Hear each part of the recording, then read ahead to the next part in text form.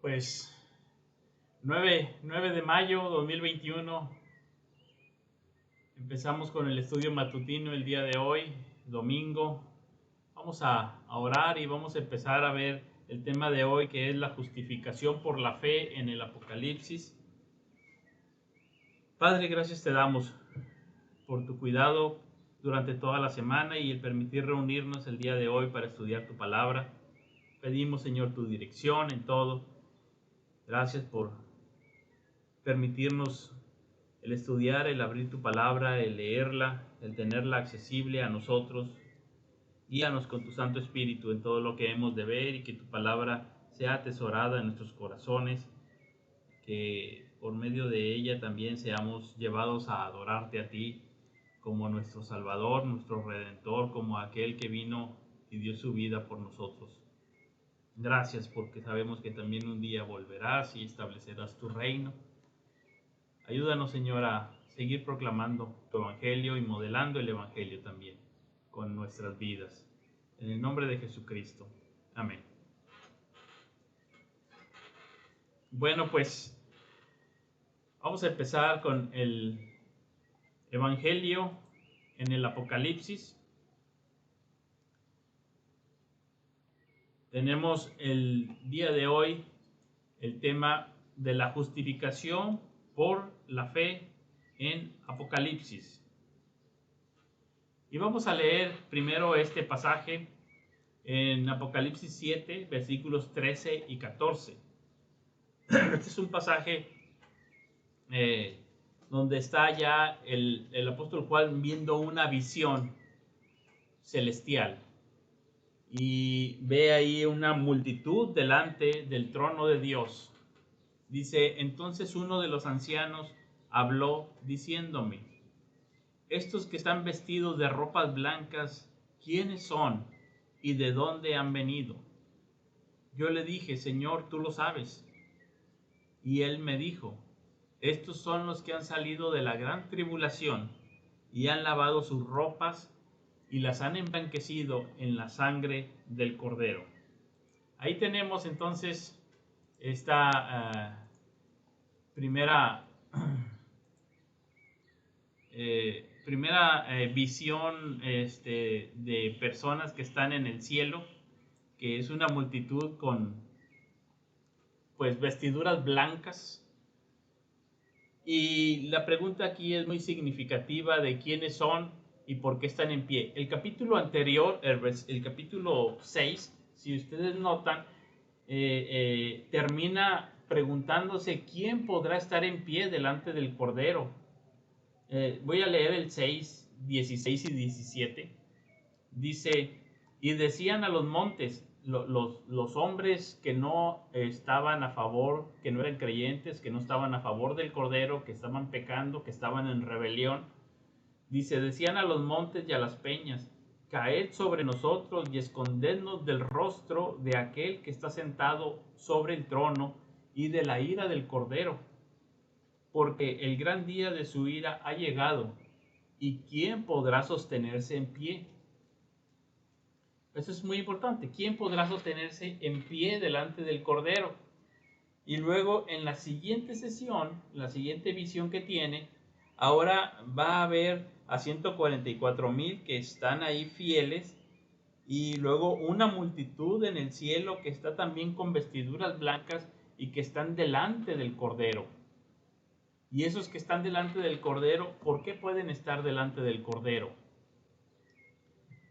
Todo el Apocalipsis nos va a mostrar de inicio a fin que el juicio de Dios es hecho por el Cordero y que los que son salvados por el Cordero, los que están en pie es por el Cordero, y aquí lo especifica más claramente diciendo, han emblanquecido sus ropas, las han lavado y las han emblanquecido en la sangre del Cordero. Ahí está la clave. Ahí está la clave de por qué están delante del Señor. ¿Cómo lograr la aceptación de Dios? Es decir, la justificación, ¿cómo se logra? y también cómo esa aceptación por parte de Dios se relaciona con la vida diaria y la vida santa. Y lo vamos a ver aquí en Apocalipsis cómo los 144,000, hablando del pueblo de Dios, son sellados por, por Dios, son guardados en santidad por Dios. Su vida tiene significado gracias al Cordero, gracias al Evangelio. Entonces tenemos aquí que el Evangelio no solamente es la manera de ser justificados delante de Dios por medio de la sangre de Cristo. El Evangelio no solamente es la entrada a la gracia, sino que también el Evangelio es la manera de estar firmes en esa gracia. El Evangelio es la manera de caminar en santidad. El Evangelio es la manera de llevar a cabo toda la vida cristiana y la vida santa. El Evangelio no es solamente algo para, para las personas, digamos, nuevas, recién convertidos, sino es para toda la vida cristiana. El desarrollo de toda la vida cristiana está centrado en el Evangelio. Sin el Evangelio no tenemos nada. Somos justificados por la fe de pura gracia. Somos santificados por la fe de pura gracia. Somos desarrollados a la madurez por la fe de pura gracia. Y aquí en la justificación se ve la soberanía de Dios en medio de esa salvación.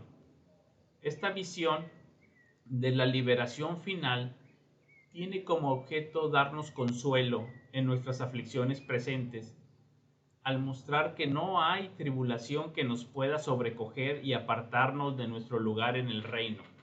Nada nos puede hacer perder nuestra salvación.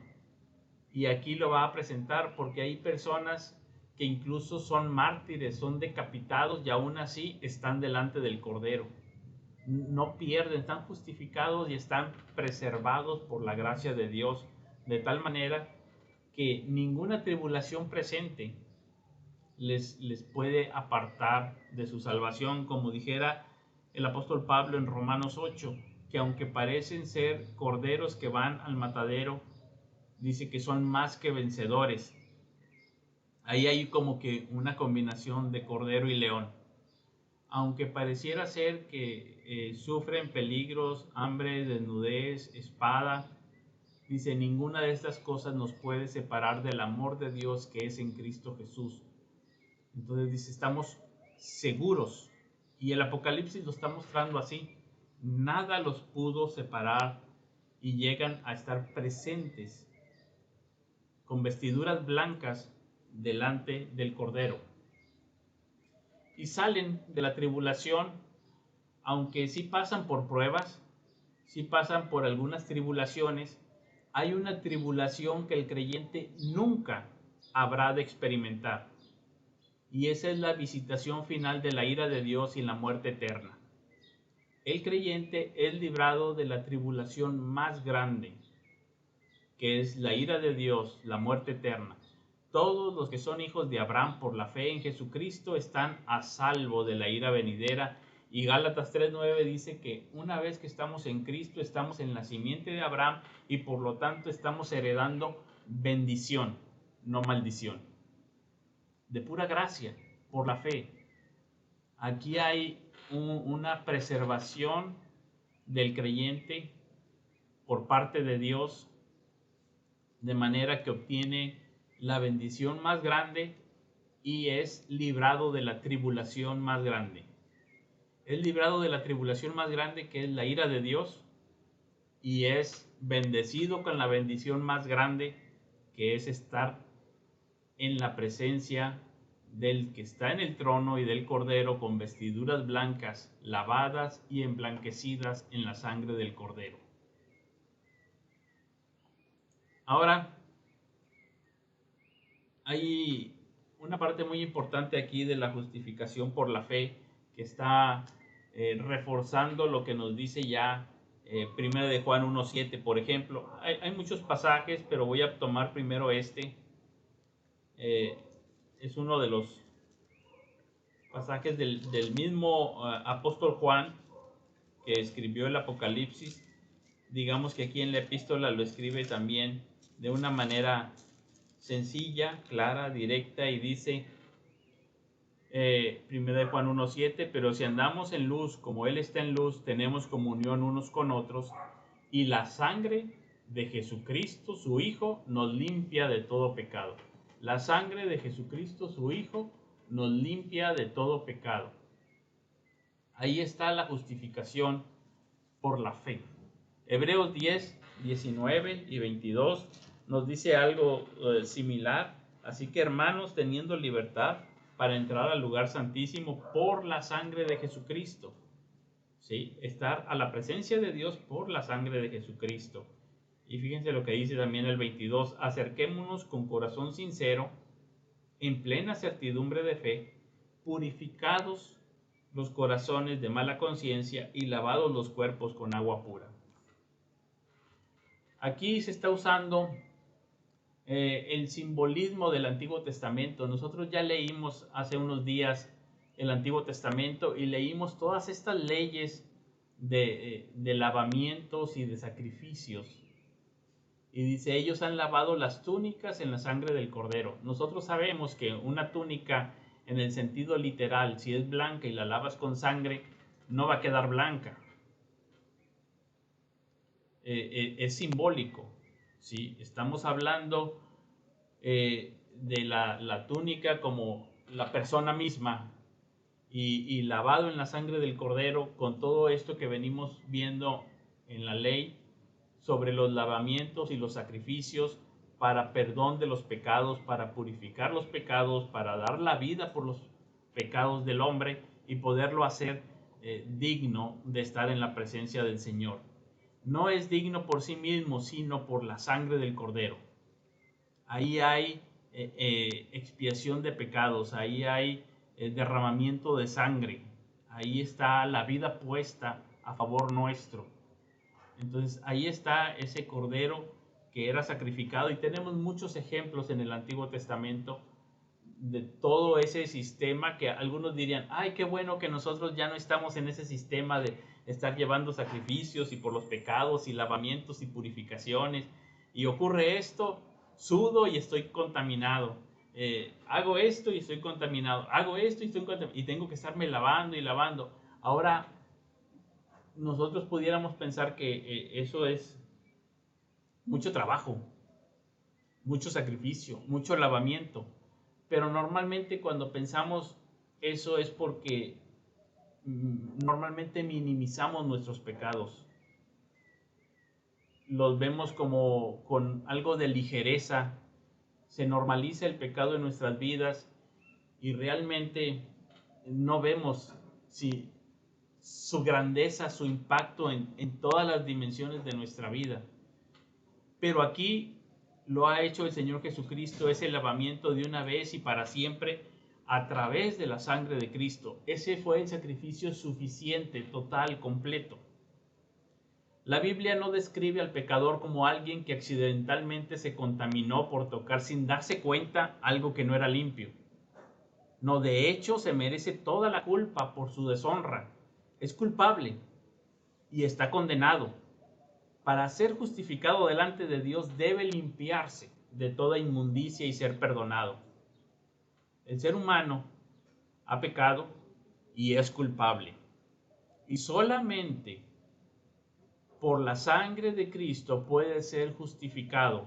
Esta es una sangre que limpia, que perdona, un sacrificio que es amplio, pero a la vez es restrictivo. Es restrictivo porque solamente por Jesucristo alguien puede llegar a ser creyente, alguien puede llegar a ser justificado por la fe en Cristo. Es muy amplio su sacrificio y suficiente, pero a la vez es un camino estrecho y angosto. No todas las religiones, no hay todas las maneras de llegar a Dios, solamente en Cristo. Es amplio, es suficiente, pero a la vez es restrictivo.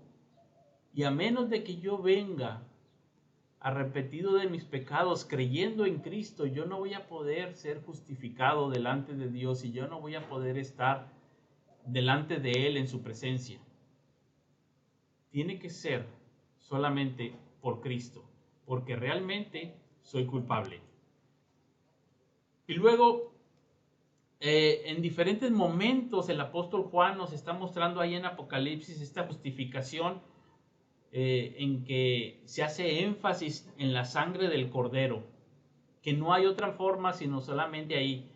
Leamos, por ejemplo, este pasaje de Apocalipsis 1, versículo 5 en la segunda parte, y el versículo 6 dice, cuando está introduciendo su profecía, al que nos amó, está hablando de Cristo, y nos lavó de nuestros pecados con su sangre. Ahí está la justificación por la fe.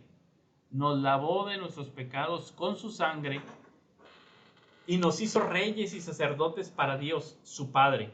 A Él sea gloria e imperio por los siglos de los siglos. Amén.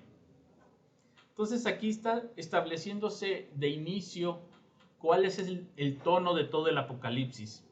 Hay un rey que viene a juzgar y a salvar, que emite un juicio y que al emitir un juicio para unos es anuncio de condenación y para otros es anuncio de salvación.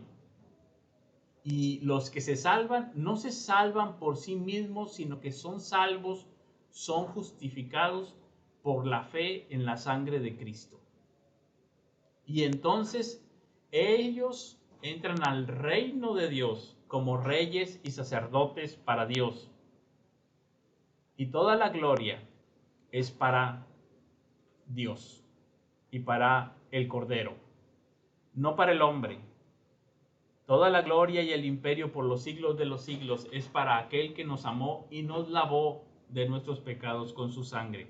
Ahí está la esencia de la justificación por la fe que redunda en la gloria de Dios, no en alguna habilidad o destreza del hombre. Tenemos otro pasaje muy claro que nos habla de esta justificación por la fe. Es en Apocalipsis 12, versículos 10 y 11.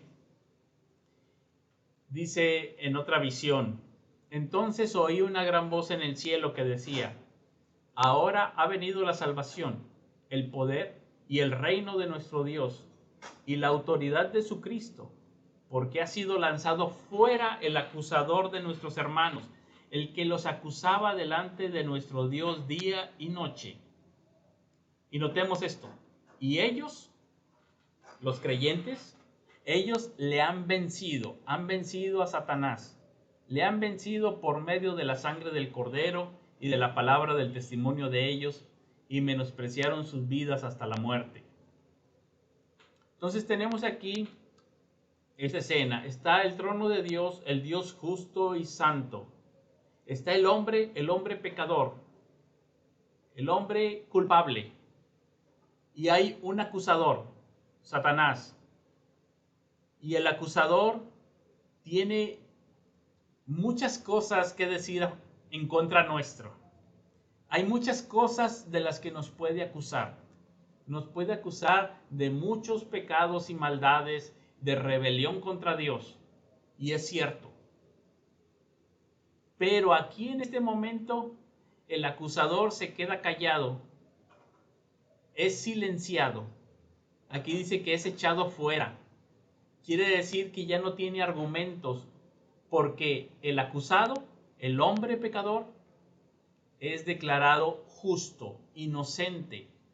¿Por qué es declarado justo e inocente? ¿Porque es justo y inocente? No. ¿Por qué? Por medio de la sangre del Cordero. Por medio de la sangre del Cordero venció. El hecho de que el acusador sea silenciado significa que el pecador es declarado libre de culpa, que es justificado, pero no es justificado porque no haya pecado. Es justificado porque alguien pagó por él. La justicia de Cristo es adjudicada a su favor al creer en Cristo. Y entonces el acusador ya no tiene nada que decir. Es silenciado, es echado fuera. El hombre es justificado delante de Dios y con ello vence al acusador de nuestros hermanos, al acusador tuyo y mío, es silenciado y echado fuera porque ahora estamos Cierto, traíamos las vestiduras manchadas, sucias, las vestiduras viles, pero en ese momento nos es quitada esa vestidura vil y nos es puesta la vestidura blanca y resplandeciente de Cristo. Somos vestidos de la justicia de Cristo. Somos justificados delante de Dios y entonces el acusador ya no tiene nada que decir, ya no puede señalar pecado en nosotros porque ahora hemos sido justificados delante de Dios. Esto es esencial en todo el Apocalipsis.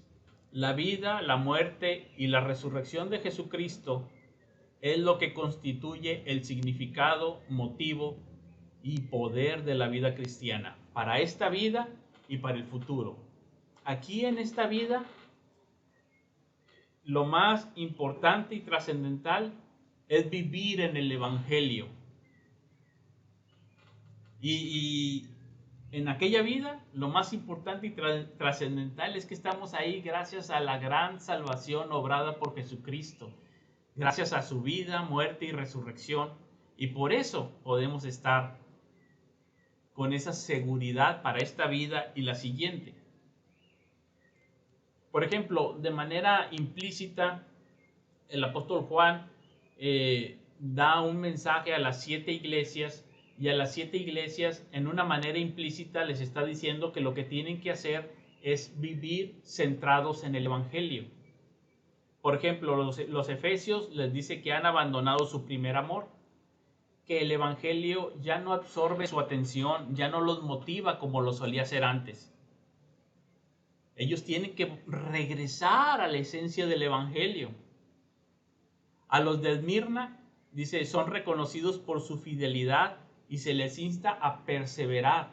¿Perseverar en qué? En el Evangelio. Esa esencia no es algo como que nada más de primaria o de los primeros años del cristianismo. No, es para toda la vida. ¿Sí? Esto está central. A la iglesia de Pérgamo dice que le ha permitido la entrada a la falsa doctrina. ¿Y cuál es el peligro? Que el Evangelio está puesto en peligro y los responsables merecen un castigo. ¿Por qué? Porque están desplazando el Evangelio por algo que ellos consideran mejor. Los de Tiatira están en una posición similar debido a una profetisa falsa que hay en medio de ellos. Entonces tienen que regresar a la esencia del Evangelio. En la iglesia de Sardis, el amor por el Evangelio se ha enfriado y se les llama a recordar lo que han recibido y oído. Y como quiera, entre ellos tienen buenas noticias. Hay algunos que no se han manchado las ropas. Quiere decir que todavía su vida de santidad, de permanencia, es gracias al Evangelio, a la obra y a la sangre de Cristo. Si permanecen fieles, es por Cristo. Los de Filadelfia son reconocidos por su fidelidad en la adversidad. Entonces, en medio de la adversidad, ¿qué me va a sostener? Las verdades eternas del Evangelio. Las verdades de potencia del Evangelio son las que me van a sostener. Los de la Odisea han perdido de vista el Evangelio. Han perdido su compañerismo con Cristo. Esto es esencial. Necesitan regresar ¿a qué? Al Evangelio. En esencia, eso es lo que está diciendo. Regresar al Evangelio. Ahora, no solamente se ve que ellos son lavados con la sangre del Cordero y por eso pueden estar en presencia del Señor, sino que además cantan. Y al cantar están expresando un deleite en la obra de Dios mostrada por la obra de Cristo, pero también están dando gloria a Dios al deleitarse y al cantar de la gloria de la obra de Cristo. Vamos a leer este de Apocalipsis 15, 2 y 3. Dice, vi también como un mar de vidrio mezclado con fuego, y a los que habían alcanzado la victoria sobre la bestia y su imagen y su marca y el número de su nombre, de pie en el mar de vidrio, sobre el mar de vidrio. con las arpas de Dios, y cantan el cántico de Moisés, siervo de Dios, y el cántico del Cordero, diciendo: Grandes y maravillosas son tus obras, Señor Dios Todopoderoso. Justos y verdaderos son tus caminos, Rey de los santos. Bien, tenemos aquí algunas descripciones al estilo del apóstol Juan. Son simbólicas, obviamente, son de una dimensión más rica que la nuestra, de manera que lo que está en la dimensión espiritual o celestial, digamos que tiene una gran riqueza y diversidad, una gran abundancia, que en nuestro mundo lo tiene que comparar con algo que se le asemeje, ¿sí? Y con algo que más o menos proyecte esto. Yo sé que ahí hay cosas como un mar de vidrio y mezclado con fuego, pero está tratando de explicarnos lo que él vio allá, que tiene una riqueza más grande que la que nosotros vivimos aquí en nuestra experiencia espaciotemporal. Y habla de arpas, las arpas de Dios, porque también está tratando de darnos esa imagen. Para algunas personas, yo sé que no para todos, pero para algunas personas la música los transporta a algo celestial y es una manera de manifestar la belleza, la excelencia, el disfrute, el deleite. No para todos, pero algunos han sido instruidos y educados y acostumbrados culturalmente a escuchar la música. Y esto nos transporta a esa dimensión de deleite, disfrute, riqueza, bendición. Yo sé que hay otros que van a decir: yo no quiero estar toda la eternidad con un arpa ahí tocando delante de Dios. Es que no saben lo que es exactamente la música y el deleite que se produce, ¿verdad? Entonces, a lo mejor para ellos tendría que ser la analogía un poquito diferente. Pero aquí tomándola así como está, las personas que están ahí, fíjense muy bien, dice que han alcanzado la victoria sobre la bestia. Hoy en día que muchas personas se pueden fascinar con la bestia, ¿no? La bestia. Bueno, han alcanzado la victoria sobre la bestia y alguien pudiera decir: ¿por qué alcanzaron la victoria sobre la bestia? No, es que yo fui muy valiente, es que yo supe, es que yo reaccioné, es que yo no me puse el sello, es que yo hice y deshice y yo soy el héroe. No, ellos no están cantando que ellos fueron el héroe. La victoria sobre la bestia, su imagen, su marca y el número de su nombre, no es por ellos. Y fíjense cómo lo van a asemejar al cántico de Moisés. Al cántico de Moisés dice que cantan el cántico de Moisés. Y el cántico de Moisés, ¿qué decía? No, hombre, yo vencí a Faraón, yo destruí a Faraón. No, dice: la diestra del Señor es todo poder. Él echó a la mar a los carros de Faraón. Algo similar van a decir aquí: él echó a la mar a la bestia. Él es el que derrotó a la bestia. Yo solamente pasé y él es el que hizo el milagro. Él me guardó, él me preservó, él me salvó, él me liberó. Si por mí fuera, yo ya hubiera muerto, yo ya hubiera perecido. Si por mí fuera, no podría. Entonces, ¿de qué están cantando? El cántico de Moisés está hablando, como ya lo vimos hace creo que como 2 años, casi, en los poemas de redención, está hablando de la salvación gloriosa de Dios y del deleite del creyente en la obra de Dios, en su salvación, de tal manera que todo redunda para la gloria de Dios. La persona que está ahí, que ha alcanzado la victoria, canta de Dios. Dice el cántico del Cordero y dice: grandes y maravillosas son tus obras, Señor Dios Todopoderoso. Tú eres el Señor Dios Todopoderoso. Justos y verdaderos son tus caminos, es decir, tus juicios, tus sentencias, Rey de los santos. Entonces, la justificación por la fe redunda en la gloria de Dios, en esta vida y en la siguiente, y ahí se ve. Desde esta vida, aquel que es justificado por la fe sabe que no es digno y canta del Cordero, canta de la salvación de Dios. solamente por la fe, de pura gracia. Y en esta visión, en pie, delante de Dios, con toda el alma, con toda la sinceridad, con todo el deleite, con todo el corazón, con toda la mente y con todas las fuerzas, cantan. Grandes y maravillosas son tus obras, Señor Dios Todopoderoso. Justos y verdaderos son tus caminos, Rey de los santos.